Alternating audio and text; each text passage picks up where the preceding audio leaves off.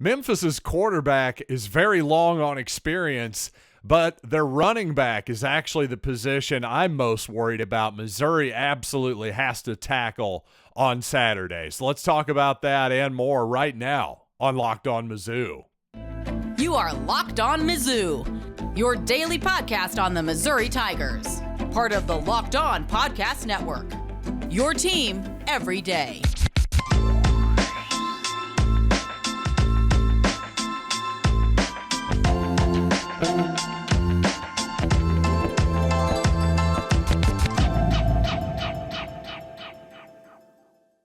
Hey, all you true sons and daughters, I'm John Miller, your Mizzou mafioso and the central scrutinizer of Missouri Tigers football and basketball. And today's episode is brought to you by Jase Medical. Empower yourself when you purchase a Jase case, providing you with a personal supply of 5 antibiotics that treat 50-plus infections. Get yours today at jasemedical.com. That's Jase medical.com.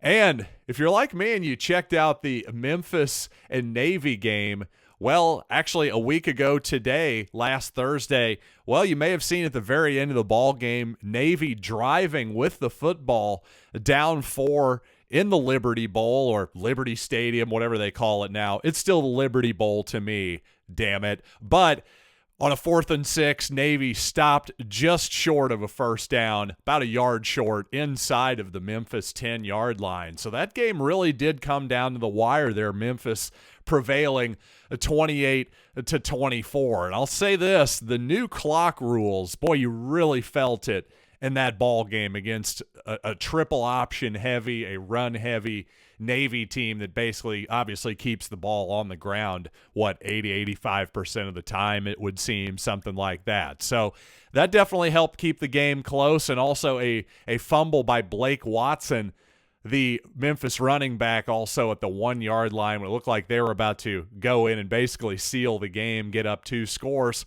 Well, ball pops out, Navy recovers, and, well, they take advantage and make it a little bit closer than it may have looked on the scoreboard. But, you know, I to be honest, I didn't look a whole lot at the Memphis defense in this game because these service academy, triple option, flex bone style offenses are so unique to what college football is. They're very much the exception these days. And in fact, a lot of offenses look quite a bit like what Missouri is running these days, and Memphis is really no exception.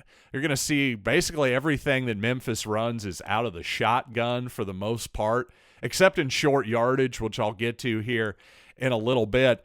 But there's no real pistol formations, and they're almost never under center. But the guy who is behind center is Seth Henigan, who's at 27 career starts, including Navy last week. Young man appeared to hit the back of his head on the ground early in the third quarter. Only missed 1 snap, though, and it appeared at the end of the day maybe the wind just got knocked out of him. But he did take a lot of shots. He is a tough guy, no doubt about that. He might be a little banged up for this game, potentially. Probably healthier than Brady Cook, though. Hopefully Brady is okay. I've been looking for a practice update from Thursday. If I see one during the recording of this show, certainly I'll get it to you. But for the most part, I thought Henigan was an impressive player. He looks like a guy who, for a guy with 27 career starts on a good offense that Memphis has had for the past couple seasons here, plus it's not a surprise that he seems to have very much a command of that offense, which, frankly, I was surprised that he threw a really bad interception on a 3rd and 11 with about 2 minutes left. It wasn't a bad decision over the middle, a one-on-one play where the guy over the middle did have his man beat pretty well, but it was badly underthrown, which was really a surprising miscue from a guy who I thought was really safe with the football and making the right decisions for the most part, that him being Seth Henigan, the Memphis quarterback. Now, despite Blake Watson's lost fumble in the fourth quarter of that game where it looked like Memphis was about to put the midshipmen away, I was really impressed with him as a runner. And Missouri has missed quite a few tackles here early in the season. Missouri's been a good defense, of course, again, but I would say one of their bugaboos so far has been some missed tackles, for sure, especially in the run game. And to be fair, it is week 2. It absolutely is early, or it's week 3, I should say, now going into week 4. So there certainly is time to clean that up, but it sure would be nice if we could see a little bit better tackling this week, because if you miss one on on Blake Watson early, he can definitely make you pay with some explosive run plays. And just as an aside here, how can tackling possibly be as good as it used to be, especially early in the season, in September in particular? It's just not practiced as much as it used to be. Blocking, by the way, the same thing. Two of the fundamental parts of football, blocking and tackling for safety reasons and health reasons in general, just not practiced as much as they used to be. Now, that doesn't mean football is all bad, of course. You can pass and catch all day. You can watch film all day in a much quicker way and more accessible way than you ever could before, especially young guys without, millions of dollars, thousands of dollars for their own private coach. Well, guess what? There's a lot of good content out there that'll teach you the game for free or for a nominal fee. So just a little bit of a digression there. But again, back to the Navy defense just a little bit. Again, tough to gauge their pass rush, for instance, again, because Navy is such an unusual team. And offensively, I'm sure Memphis does have their preferred route combinations to what Missouri has, for example. But in terms of formations they run, it's going to look pretty conventional by today's standards, without a doubt. And in fact, you got to watch the sneak in short yardage, the quarterback sneak. Henigan is going to put his head down and get right behind the center if he can. That's the one time it seems like they do get up under center. They get into a jumbo formation sometimes, even around the goal line. And the one time they actually handed it off from there, well, that was the Blake Watson lost fumble. So, again, if you're Blake Baker, the Missouri defensive coordinator, you got to have a plan for this. You got to see this on film, because the fact that they're exclusively shotgun, except in short yardage, attack those A gaps. Get between the guard and the center and make it hard on those guys. Maybe even go zero technique, head up against the center, because a lot of times that center for Memphis was almost false starting on those plays a little bit. He was getting a little bit of a lean ahead before he even snapped the football. That's something I'd be reminding the officials if I'm Eli Drinkwitz as well. And while Blake Watson certainly looks like an explosive runner for the Memphis Tigers, the Missouri Tigers have struggled hitting explosive runs so far, except with really one exception last week. A lot of passing explosive plays for Missouri against Kansas State. So what is up with the lack of big plays from the running game? Well, I've got some theories, and I also want to talk about a big play receiver for the Memphis Tigers as well. But first, everyone should be empowered to take care of themselves and their loved ones during the unexpected. That's why Jase Medical offers the Jase case. The Jase case provides 5 life-saving antibiotics for emergency use and gives you a peace of mind so that you're not just hoping that you have access to medication in an emergency.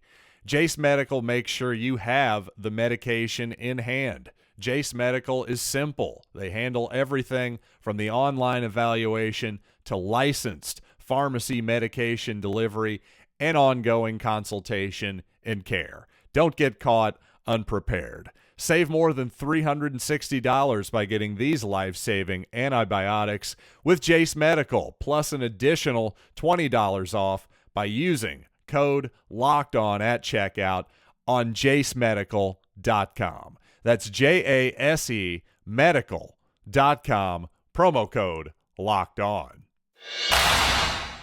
And tomorrow and each and every Friday during the college football season, check out Locked On College Football Kickoff live from 10 a.m.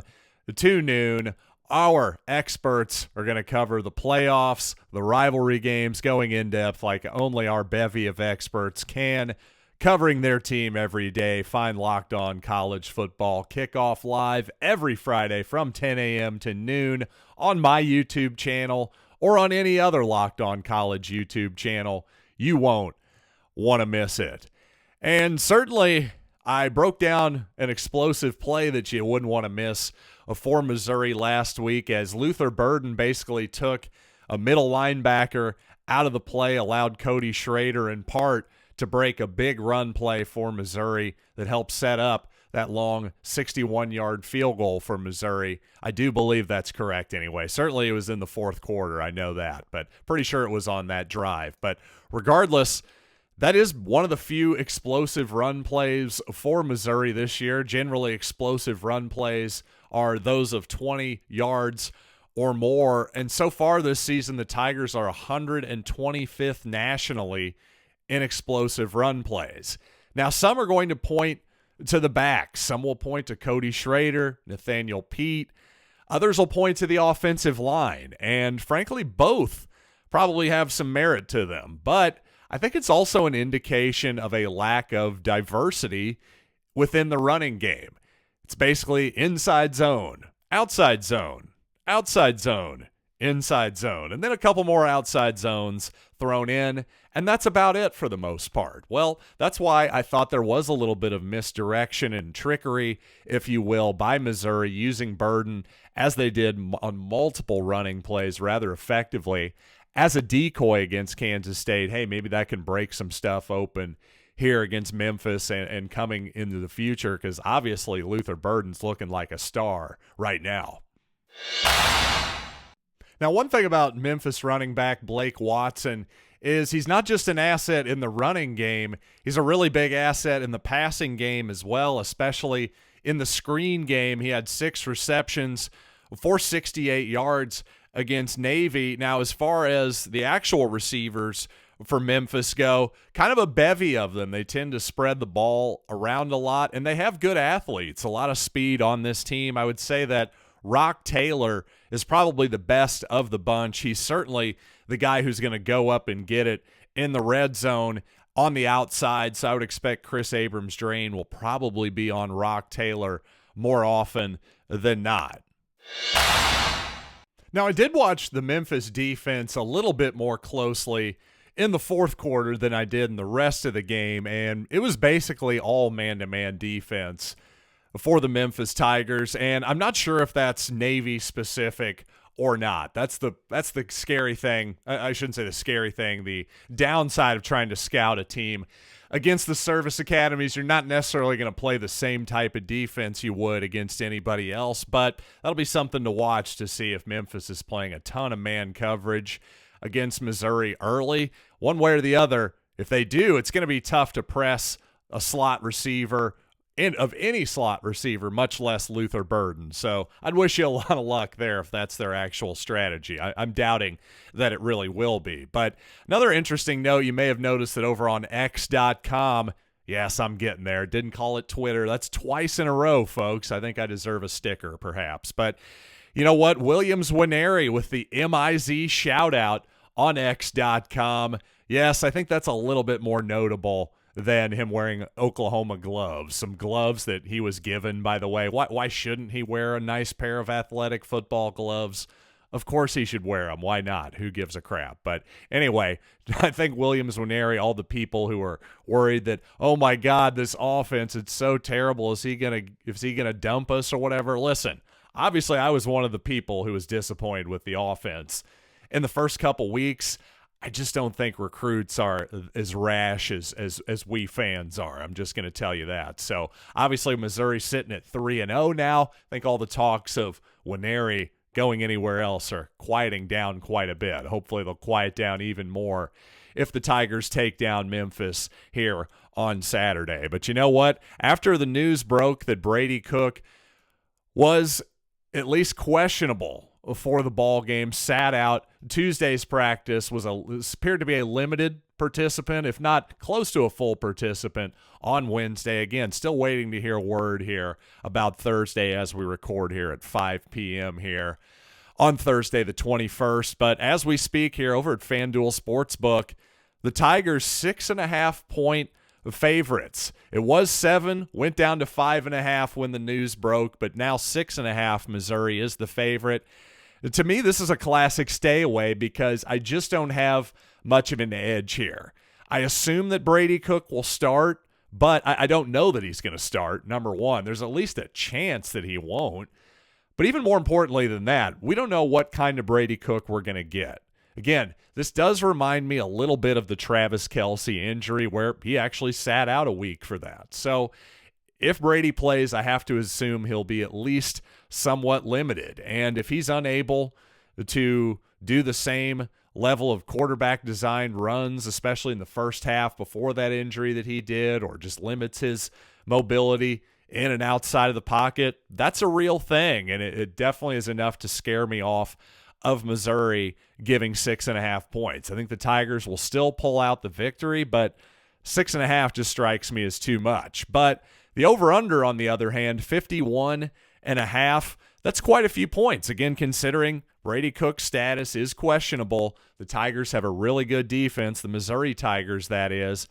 I think the under is actually maybe the play here. 51.5, let's sniff around at that one a little bit. That's something I like more than the sides. Give me a total. But regardless of what you want to wager on this weekend, you got to do it at FanDuel Sportsbook and snap into action this NFL season with FanDuel, America's #1 sportsbook. Right now, new customers get $200 in bonus bets guaranteed when you place a $5 bet. That's $200 in bonus bets, win or lose. If you've been thinking about joining FanDuel, there's no better time to get in on the action. The app is easy to use, and there's a wide range of betting options, including spreads, player props, over-under totals, and more. So visit FanDuel.com/LockedOn and kick off the NFL season in style. FanDuel, official partner of the NFL.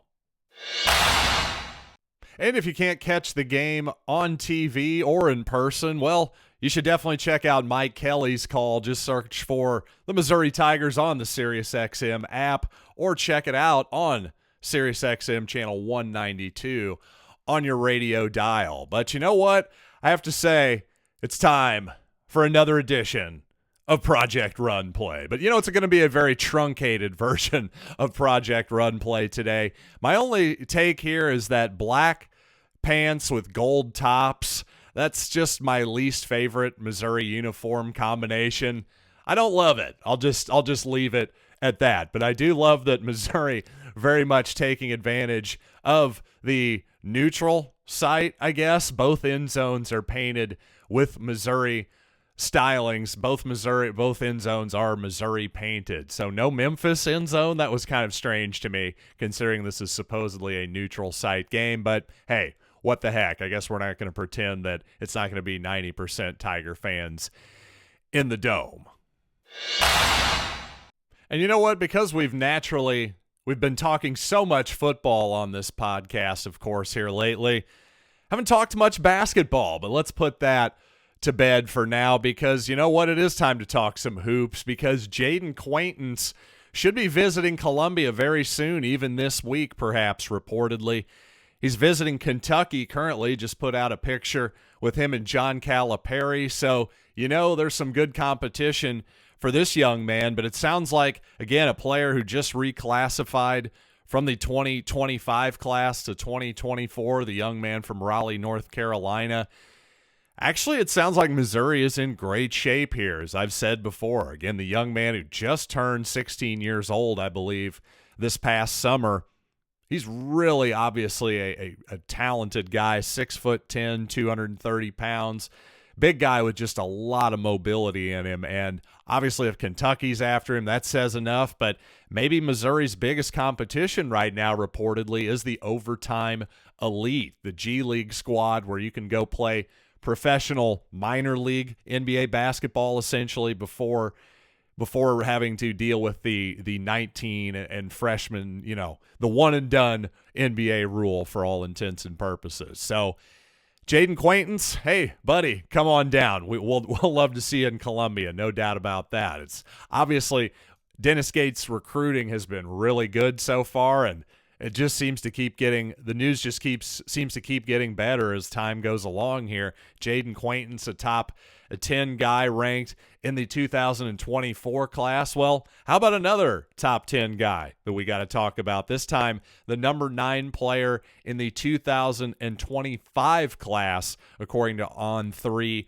Jasper Johnson specifically mentions Mizzou among the many teams who is recruiting him. But just the fact that Missouri gets a specific shout out, a specific quote about his relationship with Dennis Gates in this article, well, that says Missouri's at least in decent shape here. He says, Coach Gates calls me on the phone and we chop it up every now and then. He came out to see me at my old high school a few times for workouts and such. I know T.O. Barrett has committed there as well, and he keeps talking to me about it. Well, he mentioned that Coach Gates went out to his old high school. Well, his new high school happens to be Link Academy in Branson, Missouri. Now, Link Academy has become sort of one of the premier places where high-level basketball players want to transfer and for whatever reason play often their final year of high school basketball. So, Jasper Johnson, just having him a little bit closer to Missouri, the University of Missouri, that is, in Branson, Missouri. Pretty interesting note there, and just obviously the Link Academy relationship there that seems to be developing between Missouri, their program, and that Link Academy program. Well, that seems like that should bear pretty good fruit in the future. Basically, long story short, recruiting-wise, I'm not really sure who Missouri is going to end up with here over the next, few months or so, but whoever it is, expect it to be really exciting news. That's the bottom line.